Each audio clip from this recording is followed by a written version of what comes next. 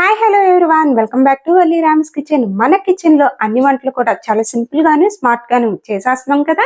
పాతకాలం నుంచి కూడా పెళ్లిళ్ళు అయినా సరే, లేదంటే ఏదైనా చిన్న చిన్న ఫంక్షన్ కి అయినా సరే, బంతి భోజనాల్లో ముందుగా వడ్డించేటువంటి బూరి స్వీట్ తో పాటు మడత కాజా కూడా చాలా చక్కగా అయితే పెట్టేవారు. మరి ఈ మడత కాజాని తేనెలూరేలాగా నెక్స్ట్ పాకం కారుతూ చిన్న చిన్న టిప్స్ ఫాలో అవుతూ ఇంట్లోనే చాలా ఈజీగా అయితే ప్రిపేర్ చేసేవచ్చు. అదే ఈ మడత కాజాని తాపేశ్వరం కాజా అని కూడా అంటారు. మరి మన వంటింట్లో అయితే ఈ తాపేశ్వరం కాజాని చాలా ఈజీగా ఒక అరగంటలో అయితే ప్రిపేర్ చేసేద్దాం వచ్చేయండి. దీనికి కావాల్సినటువంటి మెయిన్ ఇంగ్రీడియంట్ వచ్చేసి మైదా పిండి. 1 కప్పు వరకు మైదా పిండి అయితే ఏదైనా ఇలా ఖాళీగా ఉన్నటువంటి పళ్ళెంలో అయితే తీసుకున్నాము. నెక్స్ట్ వచ్చేసి దీంట్లోకి చిటికెడు అంటాం కదా, ఆ మాత్రం అయితే సాల్ట్ సరిపోతుంది. ఇప్పుడైతే యాడ్ చేసేసుకుంటున్నా. ఎప్పుడు స్వీట్ చేసినా కూడా లైట్ గా సాల్ట్ వేస్తే మనకి మంచి టేస్ట్ అనేది ఉంటుంది. నెక్స్ట్ వచ్చేసి దీంట్లోకి మనం చక్కగా వేడి వేడి నెయ్యినైనా యాడ్ చేయాలి. నెయ్యి లేకపోతే కొద్దిగా డాల్డానైనా సరే యాడ్ చేసుకోవాలి. అంతేగాని ఆయిల్ అయితే యాడ్ చేయకండి. ఆయిల్ యాడ్ చేస్తే టేస్ట్ అనేది మారిపోతుంది. సో అందుకని చెప్పి నేను గుంట గట్టితోటి 2 గట్ల వరకు నెయ్యినైతే వేడి చేసుకున్నాను. సరే, ఇదిగోండి నెయ్యి అయితే చక్కగా హీట్ అయిందన్నమాట. ఇప్పుడు ఈ నెయ్యి అంతటిని కూడా పిండిలో వేసేసి పిండికి చక్కగా పట్టించుకోవాలి. ఈ నెయ్యిని అయితే నేను ఇంట్లోనే ప్రిపేర్ చేసుకుంటాను. సో ఆ నెయ్యిని అయితే యాడ్ చేసేసుకుంటున్నా. కొంచెం వేడిగా ఉంది కదా, ఫస్ట్ గరిటెతోటి మనము మిక్స్ చేసుకుందాము. తర్వాత హ్యాండ్ పెట్టి మిక్స్ చేసేసుకోవచ్చు. ఫస్ట్ హ్యాండ్ పెడితే కొంచెం కాలుతుంది అనమాట. ఇప్పుడైతే హ్యాండ్ పెట్టుకుని చక్కగా పిండి అంతటికి పట్టించేసుకున్నాము. యాక్చువల్గా మీకు ఇక్కడ కప్పుతోటి చూపించాను కదండి, ఇది ఇంచుమించుగా ఒక 200 గ్రామ్స్ అయితే ఉంటుంది పిండి వచ్చేసి. మనకి ఇక్కడ ఈ 200 గ్రామ్స్ పిండితో చేసినటువంటి కాజాలు అయితే చిన్న సైజు అయితే ఒక 15 వరకు వస్తాయి. కొంచెం పెద్ద సైజు కాజాలు అయితే ఒక 10 అలా వస్తాయండి. సో అందుకని చెప్పి ఇప్పుడు నేను మీడియం సైజు కాజాలు అయితే చేస్తున్నాను. ఇక్కడ నేను చెప్పినటువంటి రీతిలో టిప్స్ అండ్ ట్రిక్స్ ఫాలో అయితే చేస్తాం. మటుకి ఈ కాజాలు అయితే ఒక 20 డేస్ అయినా సరే ఫస్ట్ ఏ రుచితో ఉన్నాయో అదే రుచితో అయితే ఉంటాయండి. ఇక్కడ పిండి ఇలా పట్టుకుని ఇలా ప్రెస్ చేస్తే ముద్ద అవుతుంది కదా, ఇలా అయ్యే వరకు అయితే మనం నెయ్యి యాడ్ చేసుకోవాలని. ఒకవేళ మీకు ఇలా అవ్వలేదు అనుకో, మరొక గుంట గట్టి నెయ్యిని హీట్ చేసుకుని యాడ్ చేసుకోవాలి. అప్పుడే మనకి కాజా అనేది మంచి గుల్లగా అయితే వస్తుంది. ఇప్పుడైతే దీంట్లోకి తగినన్ని వాటర్ పోసుకుంటూ చపాతీ పిండి ముద్ద ప్రిపేర్ చేసుకుంటాం కదా, ఆ విధంగా అయితే ప్రిపేర్ చేసుకోవాలి. ఇదిగోండి పిండి కన్సిస్టెన్సీ అనేది ఈ విధంగా ఉండే విధంగా చూసుకోవాలి.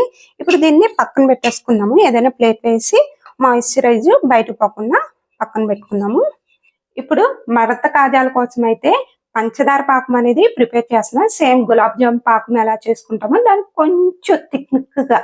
కొంచెం థిక్గా అయితే చేసుకోవచ్చు. ఇక్కడైతే షుగర్ వచ్చేసి 1.5 కప్ వరకు షుగర్ ని యాడ్ చేసుకోవాలి.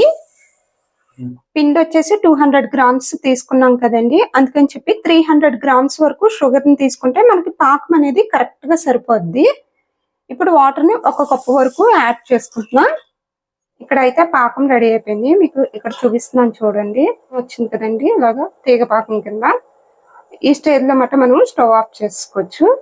స్టవ్ ఆఫ్ చేసుకుని ఒక 2 యాలకులు అప్పటికప్పుడు దంచుకుని వేసేసుకోండి, ఫ్లేవర్ బాగుంటది. నెక్స్ట్ కుంకుమ పువ్వు ఉంటే చిటికుడు కుంకుమ పువ్వు కూడా యాడ్ చేసుకోండి. లేని వాళ్ళు వదిలేయచ్చు, స్కిప్ చేసేయచ్చు. మనం పాకం ప్రిపేర్ చేసేలోగా ఈ పిండి అయితే కాస్త సోక్ అయిందన్నమాట, నానింది. ఇప్పుడు దీన్ని మడత కాజాలు చేయడం కోసం అని చెప్పి ఒకసారి ప్రెస్ చేసుకుని మనం పూరీలు చేసుకుంటాం కదా, సేమ్ అలాగే కాకపోతే పెద్ద సైజు పూరీ చేసుకోవడం కానీ పెద్ద సైజు పూరీ టైప్ లో చేసుకోవడం కోసం అని చెప్పి ఇలాంటి గ్యాస్ కట్ మీద అయినా సరే, లేదంటే ఏదైనా బోర్డ్స్ ఉంటాయి కదా వాటి మీద కూడా చేసుకోవచ్చు. ఇప్పుడైతే నేను దీని మీద అయితే చేసేస్తున్నా. ఫస్ట్ గ్యాస్ కట్ ని క్లీన్ చేసుకుని కొద్దిగా పొడిపిండి అనేది యాడ్ చేసేసుకున్నాను. ఇప్పుడు దీన్ని చక్కగా మనము ఇక్కడ నేను చూపిస్తున్నాను కదా ఆ విధంగానండి పలచగా అయితే చాలా పలుచుగా మనం ఒత్తుకోవాలి. ఇదిగోండి ఇలా పిండి పట్టుకుని మరి కాస్త పిండి యాడ్ చేసుకుని వీలైనంత పెద్దదిగా చేసుకోవడమే. దీనికి షేప్ అనేది ఏమీ ఉండదండి, మీకు స్క్వేర్ లోని చేసుకోవచ్చు, ఇలాగా రౌండ్ గా కూడా చేసుకోవచ్చు. వీలైనంతగా రౌండ్ గా కన్నా ఇలాగ మీరు ఓవెల్ షేప్ లో చేసుకోండి. మడతలు అనేవి ఎక్కువగా వస్తాయన్నమాట. అయితే చూసారు కదా, ఇంత పెద్దగా అయితే చేసుకోవాలి, ఇంత పొలిష్గా కూడా ఉండాలన్నమాట. ఇప్పుడు ఈ పూరి ఉంది కదా, ఈ పూరి అంతటికి కూడా నెయ్యి అనేది చక్కగా అప్లై చేసేయాలి. మనకి మడతలు అనేవి చక్కగా రావాలంటే నెయ్యి అనేది ఉండాలన్నమాట. అప్పుడే మనకి మడతలు అనేవి విడిపోయి పొరలుగా వస్తుంది. ఇలాగ మొత్తం కూడా అప్లై చేయండి, మొత్తం అంచుల వెంబడి అప్లై చేసుకోవాలి. నెయ్యి కాకుండా నూనె అయితే అప్లై చేయకండి. నెయ్యి అప్లై చేస్తే మనకి తింటున్నప్పుడు నెయ్యి ఫ్లేవర్ అనేది కూడా తెలుస్తుంది అనమాట. అందుకని చెప్పి నెయ్యి అయితే అప్లై చేసుకుంటున్నా. చూడండి, చక్కగా మొత్తం నెయ్యి అంతా కూడా అప్లై చేస్తాం కదా. ఇప్పుడైతే పొడిపిండిని చక్కగా జల్లేసుకోవాలి. ఇలాగా సన్నగా స్టార్టింగ్ నుంచి సన్నగా మాట ఇలాగ రోల్ చేసుకోవాలన్నమాట. అండి ఇలాగ రోల్ చేసుకోవడమే. రోల్ చేసుకుంటే మనకి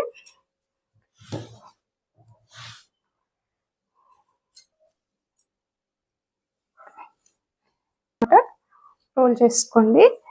ఫైనల్ గా ఇక్కడ ఉంది కదా, దీనికి లైట్ గా వాటర్ అనేది అప్లై చేస్తున్నాను. ఇలా వాటర్ అప్లై చేసి దీన్ని క్లోజ్ చేసుకోవడమే. బాగా క్లోజ్ చేసుకుని ఇప్పుడు ఒకసారి ఇలా అనేసి రోలింగ్ 1 ఇంచు సైజు ముక్కల కింద కట్ చేసేసుకోవాలి. అలాగే ఈ సైజు ముక్కలు అయితే కట్ చేసుకోవడమే. ఇలాగా చూడండి, మీకు పక్క నుంచి మీరు కట్ చేస్తుంటే తెలుస్తుంది కదా, లేయర్స్ అనేవి చాలా చక్కగా వచ్చినాయి. ఇలాగా వీలైనంత ముక్కలు అయితే కట్ చేసుకోవచ్చు.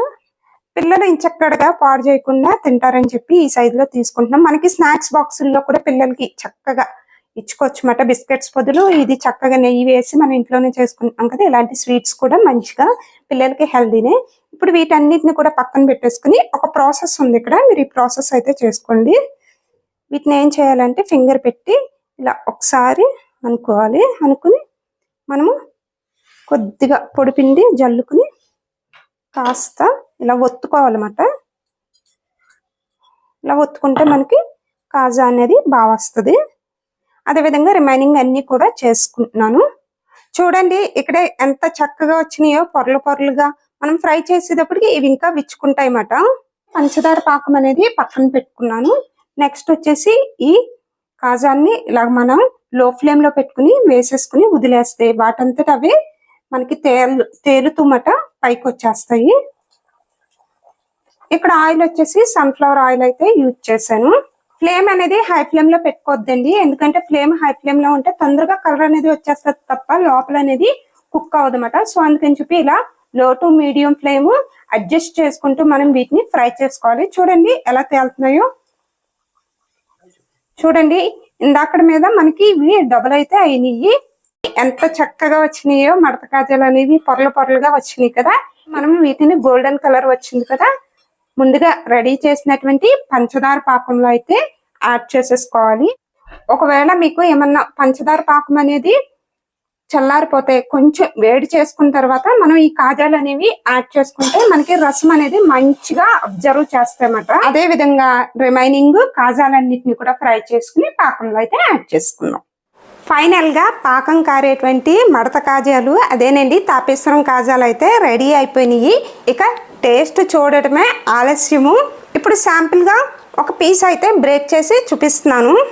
ఇదిగండి, అబ్బా, మనం ఇలాగ ముక్క చేస్తుంటేనే మనకి జ్యూసీగా వచ్చేస్తుంది. చూడండి, లోపల వరకు కూడా చాలా బాగా కుక్ అయింది. చూడండి, పిండి అనేది లేదన్నమాట లోపలికి. ఇప్పుడైతే టేస్ట్ అయితే చూస్తున్నాను.